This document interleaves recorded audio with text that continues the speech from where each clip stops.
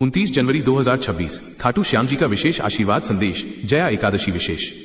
अगर आज ये संदेश आपके सामने आया है तो इसे साधारण मत समझिए।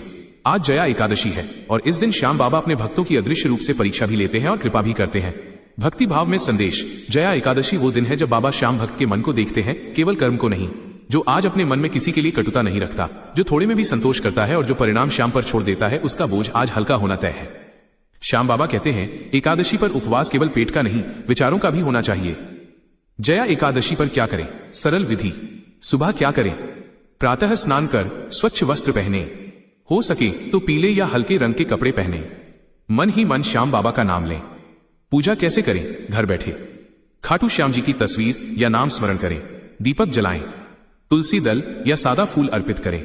यह सरल प्रार्थना बोलें, बाबा श्याम मेरे दोषों को क्षमा करें और मेरे जीवन को सही दिशा दें। दिन में क्या ध्यान रखें? झूठ, कटु वचन और क्रोध से बचें। किसी जरूरतमंद को अन्न या जल दें। मन में किसी के लिए बुरा न सोचें। क्या न करें? तामसिक भोजन से बचें। किसी का अपमान न करें। मन में निराशा न पालें। जया एकादशी का श्याम संकेत, आज जो भक्त धैर्य रखेगा उसी को आने वाले समय में श्याम बाबा स्वयं रास्ता दिखाएंगे।